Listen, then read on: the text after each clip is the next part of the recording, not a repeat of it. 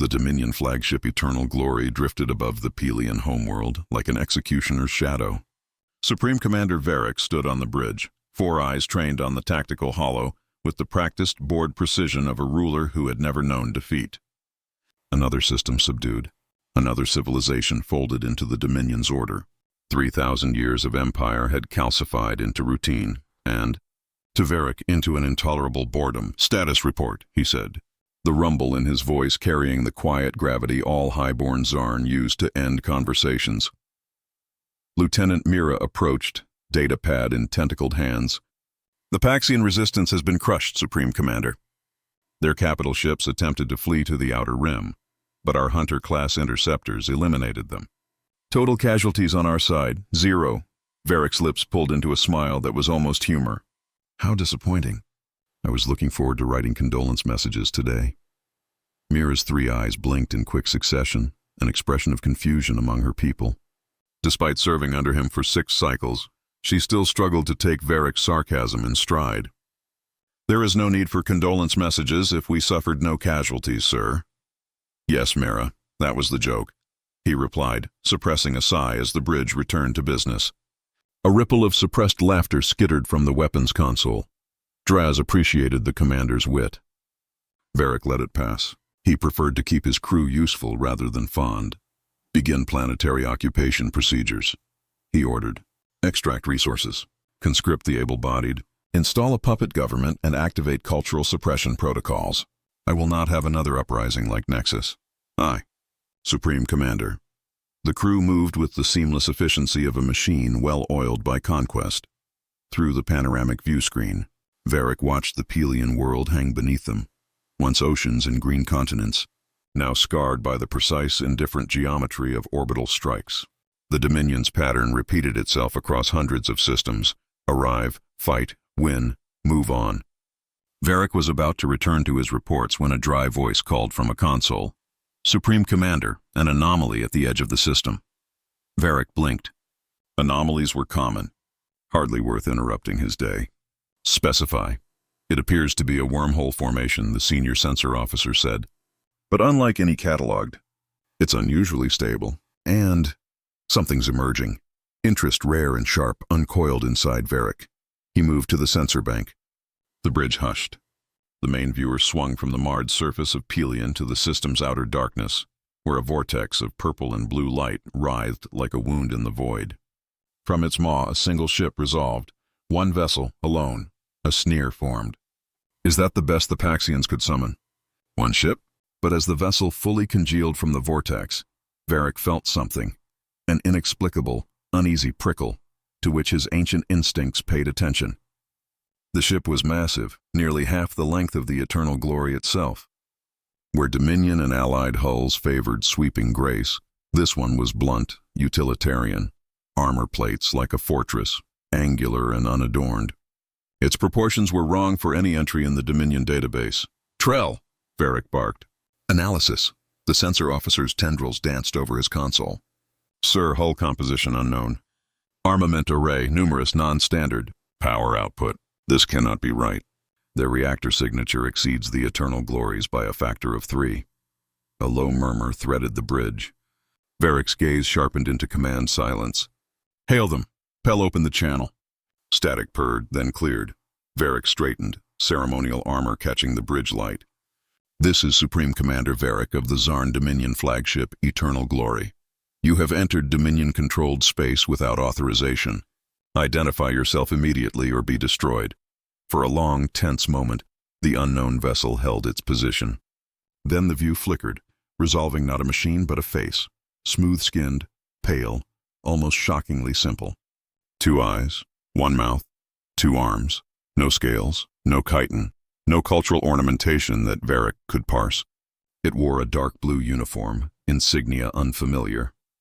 "I am Captain Thomas Jackson of the Terran Federation Battleship Relentless," the alien said, voice flat, almost monotone against the musical cadences the Dominion was used to. "We respond to a distress call from the Pelian government." "Terran?" Varric checked his private compendium. There was no record. "You are too late. The Paxians have surrendered to the Dominion. Withdraw immediately." "Negative," came the reply, unruffled. The Paxians are under Terran protection. Withdraw your forces from this system at once. Laughter burst across the bridge like a wave. Even Varric, master of icy contempt, allowed himself a snarl.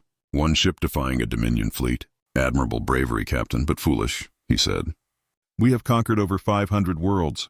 Our fleet, 30 capital ships, scores of support vessels. You cannot threaten us. Jackson's expression did not change. This is your final warning. Withdraw now, or we will be forced to remove you. The amusement in the bridge curdled into anger. You dare threaten the Dominion? Varric's voice cracked like phosphorus across the comms.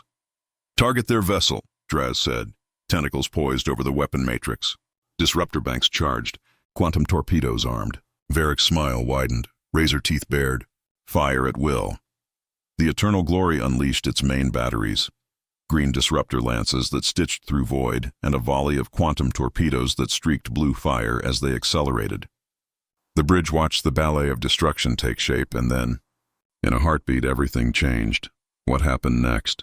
How a single, solitary Terran ship could withstand the Dominion's first strike would be spoken of in whispers and in open halls far across the galaxy.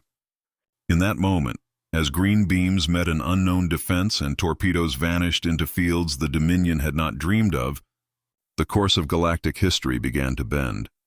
The Dominion flagship Eternal Glory had unleashed its fury, disruptor beams and quantum torpedoes streaking toward the solitary Terran vessel. Yet at the moment of impact, the impossible occurred. A shimmering field unfolded around the alien warship, swallowing the Dominion's weapons whole. The disruptor beams didn't ricochet or dissipate as they would against any known shield. They simply ceased to exist. The quantum torpedoes detonated in blossoms of energy bright enough to scar a moon. But when the light faded, the Terran ship remained untouched. The bridge of the Eternal Glory fell silent.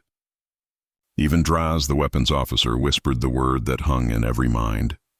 Impossible. Then, on the screen, Captain Jackson's expression shifted for the first time. His lips curved upward into what Varric would later learn was a smile. I see you've made your choice. Very well, the transmission cut. For a breathless heartbeat, nothing happened. Then the sensor officer cried out, massive energy spike from the Terran vessel. Weapon signature, unprecedented. The Eternal Glory shuddered as if struck by a planet.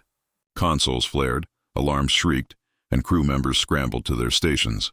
Damage report, Varric roared. Forward shields down to 30%. From a single hit, Mira stammered. For the first time, her voice carried fear. Whatever they used, Commander, it nearly penetrated our strongest defenses in one strike. For the first time in 3 centuries of war, Varric felt doubt coil like ice in his chest. That blocky, graceless Terran ship had accomplished what no enemy had done in 3 millennia. It had hurt the Dominion. All ships, concentrate fire. He barked, forcing his voice to steady. Destroy them now! The Dominion fleet surged to obey. Fleet Admiral Jorn watched from his command vessel, summoned by an urgent and unthinkable distress call from Supreme Commander Varric himself. He had brought 3 full battle groups. 87 ships surrounded the lone Terran battleship. Jorn studied the tactical display with narrowed eyes. 87 against 1. Seems almost unsporting, doesn't it, Plex? His aide, Commander Plex, scarred from centuries of battle, only shook his head. Sir, after what they did to the Eternal Glory, I wouldn't call it sport. I'd call it survival. Indeed, the Dominion's pride, the flagship itself, was limping away from the battlefield, its once magnificent hull scarred and systems crippled. Varric now stood on Yorn's bridge, his immaculate armor dented and stained with the blood of his wounded crew. His expression was thunderous. They call themselves Terrans, he spat. Claim to protect the Pleians. Their technology... He hesitated, the word bitter on his tongue. It's beyond anything we've encountered. Impossible, Yorn replied automatically. The Dominion possesses the most advanced technology in the galaxy. Tell that to my dead crew, Varric snapped. Our weapons simply vanished against their shields, and their return fire cut through us as if we had none at all. Jorn's eyes lingered on the view screen. The Terran ship, relentless, remained motionless at the heart of his fleet, surrounded yet utterly unconcerned. Have they attempted further communication? No, Varric admitted. They're just waiting. Then we strike now, Jorn decided. All ships, Prepare for simultaneous fire. If their defenses have limits, we'll find them. Through the Dominion's entanglement network, orders spread instantly. 87 warships, from dreadnoughts to nimble destroyers, aligned their fire on the Terran vessel. Admiral. Yorn's voice was calm, absolute. Fire! The void lit with fury. Hundreds of weapons discharged as one. Disruptor beams, quantum torpedoes, plasma lances, graviton pulses, an onslaught vast enough to tear apart a planet. For a moment, the Terran ship's strange white shield flared under the assault, expanding outward, flickering as though it might fail, energy readings fluctuating. The sensor officer shouted, "Their shields are collapsing!" But then the shield pulsed, once, twice, and unleashed something the Dominion had never seen. A perfect sphere of energy expanded outward, racing across the fleet like a tidal wave through water.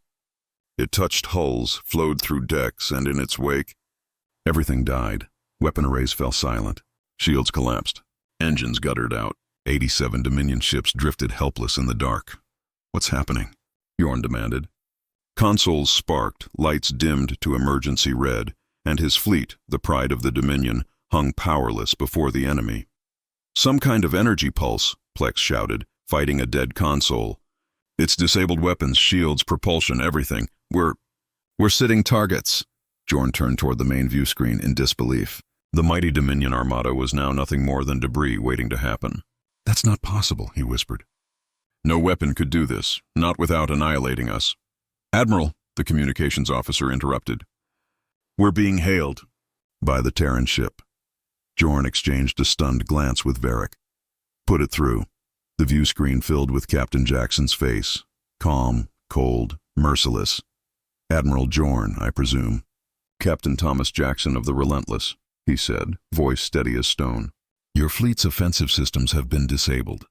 The effect will last approximately 6 hours. By then, I expect you to have begun withdrawal from this system. You cannot possibly expect the Dominion to retreat because of one ship's lucky trick. Jorn growled.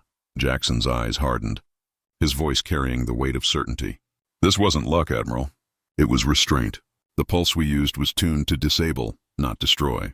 Had we chosen otherwise, your entire fleet would now be nothing more than drifting clouds of plasma. He leaned forward, his words sharp as blades. The Terran Federation does not seek war with the Zarn Dominion, but we will not permit the continued enslavement of peaceful worlds. That era ends now. They spoke as if they had the authority to dictate terms to an empire that had endured for millennia. Who are these Terrans to make demands of us? Varric snapped. We have ruled this sector for 3,000 years. Captain Thomas Jackson's voice was steady. We are new to this sector, Commander, but not new to war. The Terran Federation has survived conflicts that would make the Dominion look like a provincial power. Jorn laughed once, bitter. Preposterous. If you possessed such might, we would have known of you long before now. Consider why you haven't. Jackson replied, voice flat. His meaning hung between translations. 6 hours, Admiral. If your ships haven't begun to withdraw by then, we will be forced to take more permanent measures. The transmission ended. Jorn's mind raced. We need to contact High Command. This changes everything. Varric's insistence came out hollow even to his own ears. They're bluffing. One ship cannot stand against the Dominion's might. Jorn pointed at the crippled fleet. Then why are we adrift while they set the terms? Look at the facts, Varric. They neutralized your flagship with surgical precision. They disabled our entire fighting force without annihilating a single hull. That implies a degree of technological control we don't possess. Retreating blindly isn't an option. Varric's voice rose in disbelief, fury mingling with fear. 3,000 years of dominance, challenged. Jorn's expression hardened. He stared at the alien vessel that had brought the Dominion to its knees. No, we will learn everything about these Terrans. Then we will bring enough firepower to make sure they cannot rise again. Signal the Phantom. Tell Captain Lazar to maintain stealth and tail the Terran ship when it departs. We must find their origin. The order flashed through the fleet. Even as commands were executed, Jorn felt the galaxy tilt. For the first time in Dominion history, they were no longer the apex predator. Captain Lazar of the Phantom, commander of the Dominion's most advanced stealth vessel, kept a cautious distance from the Relentless for 3 days. His ship's experimental phase shift drive let them cling to shadows, and he used it to shadow the Terran Battleship as it patrolled the Pelion system. Status report, Lazar asked. Scales catching the bridge lights. Still no detection. Captain, Norak, the stealth officer, replied. Our phase field holds. Their sweeps pass through it. Lazar allowed himself a measured nod but did not relax. The Terran tech had already humiliated the fleet. He would not underestimate it. Tazia, what have we learned? He asked the science officer. Tazia projected a shimmering holographic readout into the bridge air. Their power source is unlike anything in our databases. It resembles a matter-antimatter reactor but contained in a way that defies our physics. Their hull materials include elements missing from our periodic charts. And their communications, they've been in regular contact through that wormhole. We can't decrypt the transmissions, but the signatures suggest vast data transfers, either reporting back or requesting reinforcements. The sensor officer cut in abruptly. Captain, the Relentless is changing course. She's heading for the wormhole. Lazar leaned forward. That may be our opportunity. Prepare to follow. If we can trace their route, we can trace their world. With respect, Captain, Tazia interjected, uneasy. We don't know whether our phase field will survive a wormhole transit. Gravitational stresses could expose us. These are Fleet Admiral Jorn's orders, Lazar replied curtly. We learn where they come from, or we die trying. Ready the engines. As the Relentless accelerated toward the familiar purple-blue vortex, the Phantom matched course and speed, slipping into maximum stealth. The descent into the wormhole was disorienting. Colors smeared and geometry folded. The ship was stretched and compressed in ways every Dominion navigator had been trained to fear. Phase field fluctuating, Norak shouted. We're becoming visible on certain energy bands, compensating. Do it, Lazar ordered. Maintain what cover you can. Then, as abruptly as it had begun, the transit ended. System sputtered back online. The main viewer refocused, and the bridge fell into a stunned silence. Before them floated a space station so vast it made the largest Dominion constructs look like toys. 10 times, perhaps more, the size of anything Lazar had seen. Dozens of ships, some reminiscent of the Relentless, others wholly different, coalesced around it.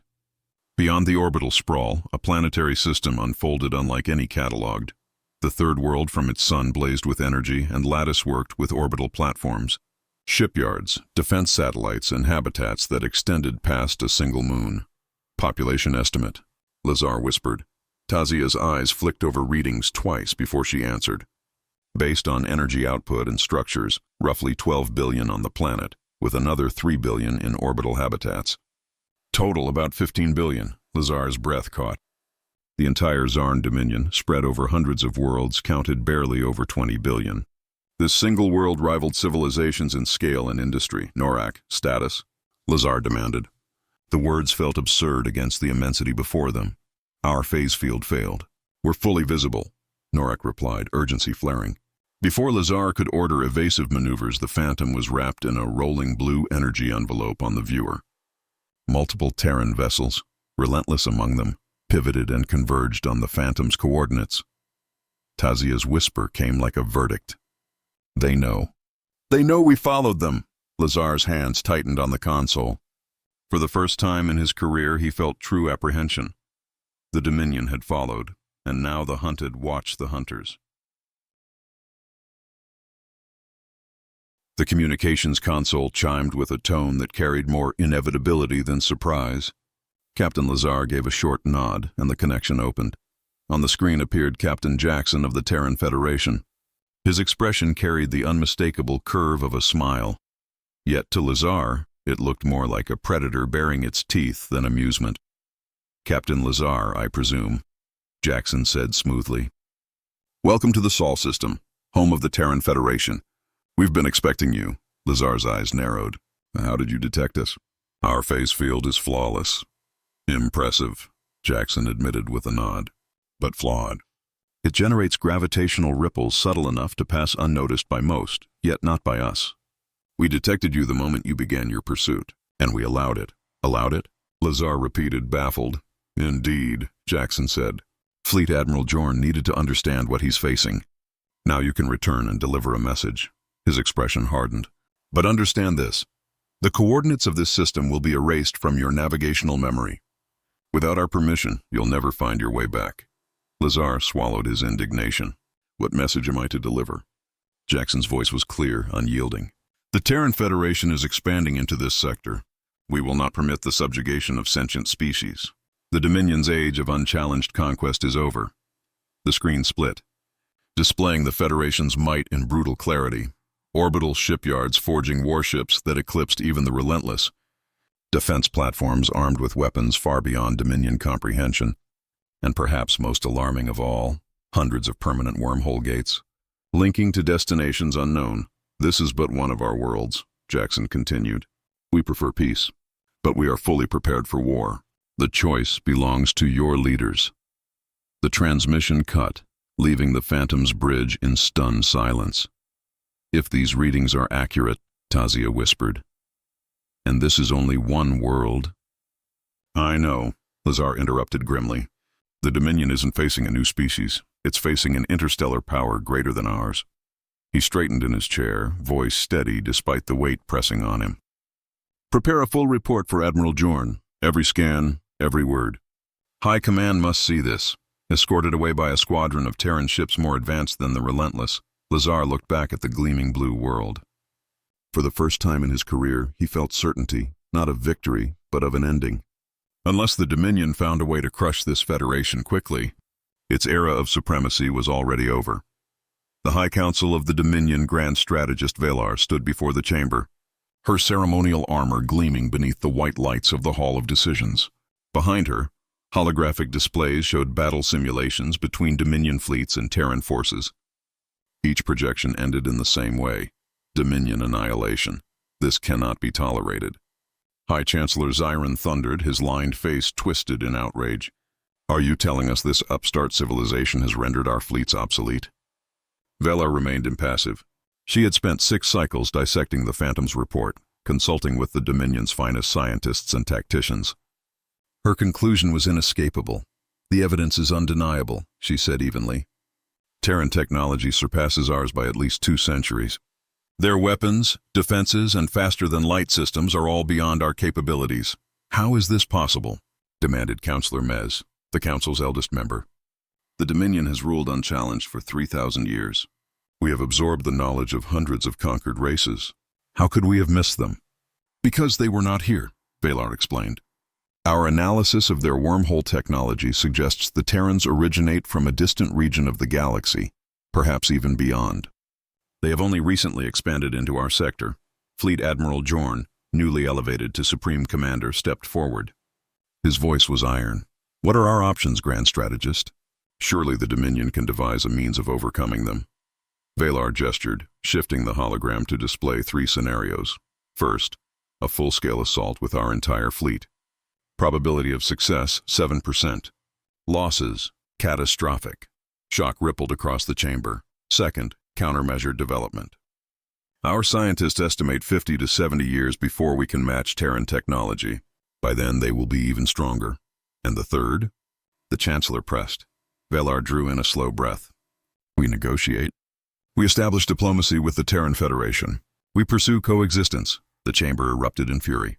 Accusations of cowardice, betrayal, and weakness echoed from every corner until the Chancellor's raised hand restored silence. You suggest treating them as equals, Zyron said, his voice low and dangerous. Abandoning our divine right to rule lesser species? I suggest survival, Valar countered calmly. The Dominion has endured 3 millennia because it adapts. To challenge a superior force blindly is to invite extinction. To endure, we must change. Before the Chancellor could respond, an aide burst into the chamber. An unthinkable breach of protocol. Your Eminence, he gasped. Terran ships have entered the core systems. At least 30 vessels, including what appears to be their flagship. Chaos erupted once more. The Dominion's core systems housed its homeworld and greatest military strongholds. No enemy had ever breached its defenses. How? Jorn demanded, fury darkening his voice. Our detection grid should have registered any wormhole intrusion. They didn't use wormholes, the aide stammered. The chamber fell into stunned silence. The Dominion had built its empire on the assumption that it was the apex predator. But now, the Terrans had arrived, at the very heart of their power. The aide's voice trembled as he delivered the report. Supreme Commander, they simply appeared. Our sensors registered a subspace distortion, and then they were here. Valar's mind raced. A new form of faster-than-light travel? One that bypassed conventional space entirely? The implications were staggering. "They are hailing us, Your Eminence," the aide continued. "Their flagship requests direct communication with the High Council." Chancellor Zyron's usual fire had dimmed, replaced by something Valar had never seen in him before. "Fear, Your Council." "Grand Strategist," Zyron said, voice taut. Valar inclined her head. "We should hear them. Their ability to appear in the core systems proves our military options are even more limited than we imagined." The Chancellor nodded stiffly, then gestured to the communications officer. "Put them through." The chamber's great display shifted, revealing not Captain Jackson, but an older human, silver-haired, his face lined with years of command. He wore a uniform heavy with medals and insignia, every inch the image of authority. "Greetings to the High Council of the Zarn Dominion," he said. "I am Grand Admiral Elizabeth Reyes of the Terran Federation. I apologize for the suddenness of our arrival, but we felt a direct conversation would be more productive than allowing further misunderstandings." Chancellor Zyron drew himself up, striving for dignity. "You have violated our core systems without invitation. This is an act of war, Admiral, an invasion." Reyes's expression remained calm, almost amused. "If we intended an invasion, Chancellor, this conversation would not be happening. Our presence is not aggression, but demonstration." "Demonstration of what?" Valar demanded, stepping forward. "Of the futility of war between us," Reyes replied smoothly. "We have monitored your strategic discussions. Grand Strategist Valar's analysis is remarkably accurate. She deserves commendation." The chamber froze. The Terrans had been listening, watching the most secret deliberations of the High Council itself. "What is it you want?" Zyron pressed. "The same message we delivered 6 months ago," Reyes said. "An end to your campaigns of conquest and subjugation. We propose a treaty acknowledging the sovereignty of all free worlds in this sector, and a process for granting autonomy to those still under Dominion control. You expect us to surrender our empire?" Supreme Commander Jorn growled. "Not surrender," Reyes corrected calmly. "Transform. The Zarn Dominion has endured for 3 millennia. Surely in that time you've considered that ruling through fear and force is not the only path to prosperity." Valar felt her own head incline slightly before she caught herself. The human's words echoed thoughts she had buried long ago, suspicions that the Dominion's endless expansion had already reached its natural limits. "What guarantees do we have that the Federation won't simply replace the Dominion as this sector's master?" she asked. "A fair question," Reyes replied.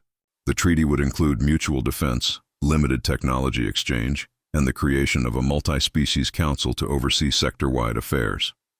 The Federation does not seek empire, Grand Strategist. We came because we heard the cries of worlds suffering under your rule. And if we refuse?" Zyron demanded. Reyes's pleasant expression faded into steel. "Then we will escalate our demonstrations of superiority. We do not seek conflict, Chancellor, but neither will we stand idle while billions remain in chains." The chamber fell silent. Every counselor felt the weight of the moment pressing down. It was Valar who finally broke it. "I recommend opening formal negotiations. The Terrans have shown both power and restraint. If they wished to destroy us, they could have done so already." Zyron looked from Valar to Reyes, then to his fellow counselors. Reluctant nods answered him from every side. For the first time in the Dominion's history, tradition yielded to survival.